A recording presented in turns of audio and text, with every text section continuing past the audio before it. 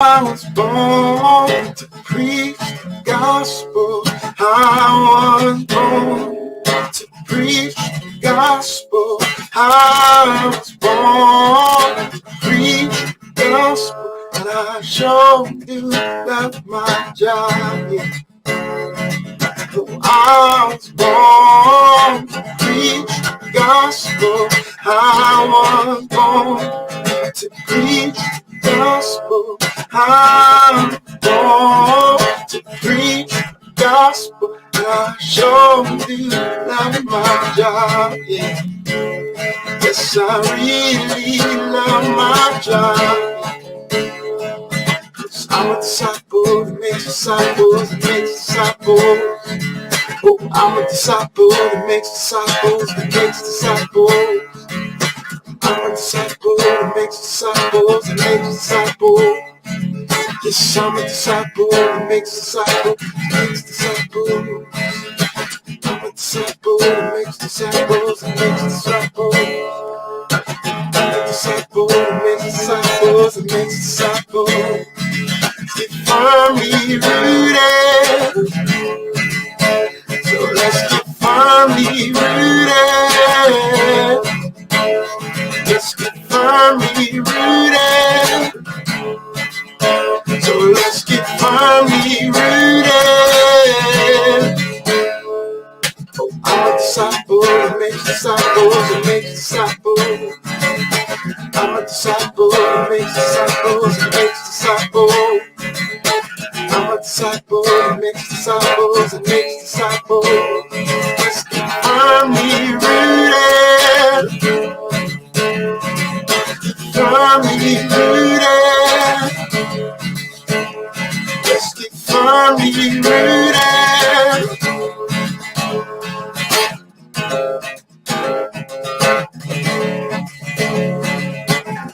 Yeshua, Yeshua, Yeshua, Yeshua, Yeshua, Yeshua. I'm a disciple that makes disciples that makes disciples. We're disciples that make disciples that make disciples. We are disciples that make disciples that make disciples. We are disciples that make disciples that make disciples. Let's get firmly rooted. Firmly rooted.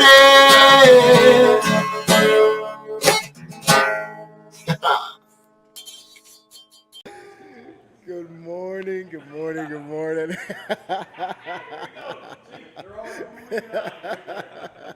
Oh man, if you can only hear. Oh, good morning. Oh, you don't want to see that. Good morning, good morning, good morning. Welcome. Happy Friday, everybody. Thanks for tuning in. So last week we were talking about storms. We were in Mark 2, I believe, and so I just thought, man, let's just keep going. Let's just make it a thing. Because last week, like that storm, none of us get to experience that, right? None of us get to go through a storm with Jesus in the stern of the boat, you know? But this next storm, right? Like if you just fast forward in Mark to Mark 6, this is a storm that all of us get to experience. Because how many know that storms happen, right? In our lives, and the crazy thing about this storm is this storm happens when they're being obedient, right? Literally, Jesus put them on the boat, and they're just being obedient, right? And a storm still arose, comes up, and yes, sometimes we end up in storms because of our neglect or like we're sitting in our own mess, right? Like we create a storm. But then also sometimes just the storms of life come. And so I just wanted to read this because it's pretty cool. So we're in Mark 6, and we'll jump down to verse 45. And it said, immediately he made his disciples go into the boat and go before him to the other side to Bethsaida, while he set while he sent the multitudes away, and when he had sent them away, he departed to the mountain to pray. Now, when evening had come, the boat was in the middle of the sea, and he was alone on the land. Then he saw them straining at rowing, right? And so they're in the middle of the sea, and they got a headwind, right? And so they're beating against the wind, right? So the sail's not working, and they're literally in there rowing. Some translation even say that they're being tortured, right? And Jesus, 3.5 miles away, sees them, right? You know, in the dark, he sees them, right? And I'm sure he sees them in the spirit, struggling. He sees them, and he's praying, right?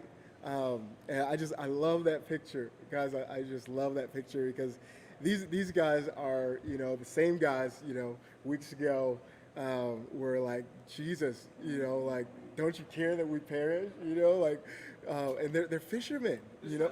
He's not even in the boat. This time he's not even in the boat, I'm ready to turn. right? And they've gone 3.5 miles. And some of the commentaries that I read they've been doing this. They've been at this for like 9 hours. So this is the 4th hour or the 4th watch. So it's in between like 3 a.m. and 6 a.m. And they've been at this thing, right? The being obedient. God told us to get to the other side.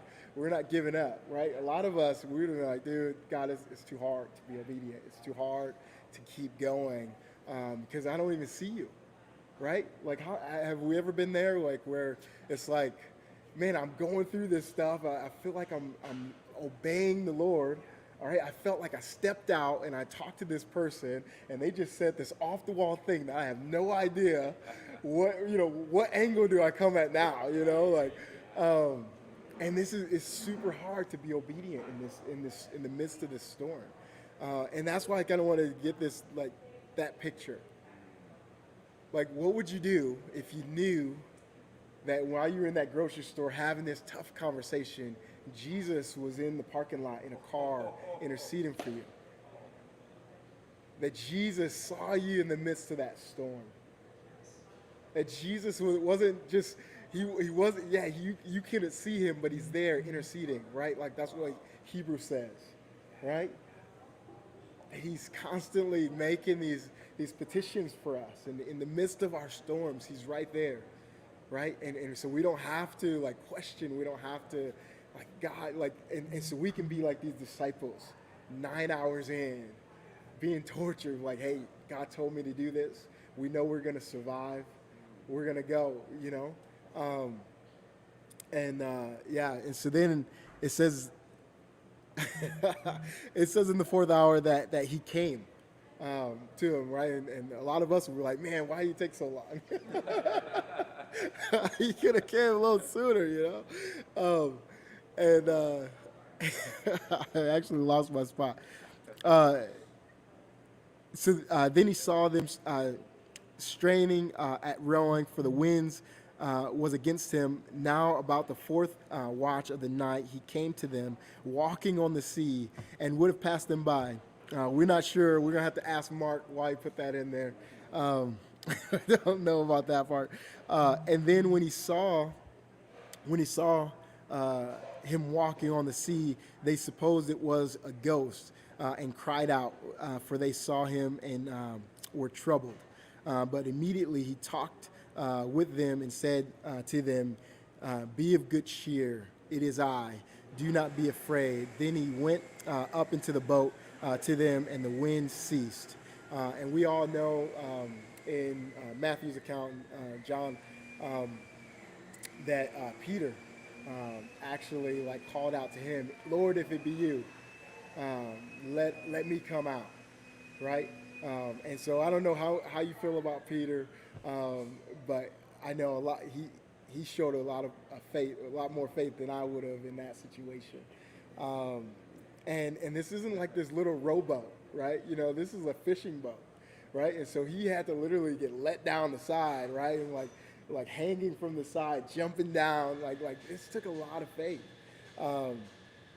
And yeah, I just love this picture, man. Like that Jesus comes, you know, comes to us in the midst of our storms, right? In the midst of these situations that we either willfully got in, right? In 1 John 2, it talks about like when we knowingly sin, like we still got an advocate, right, in the Father.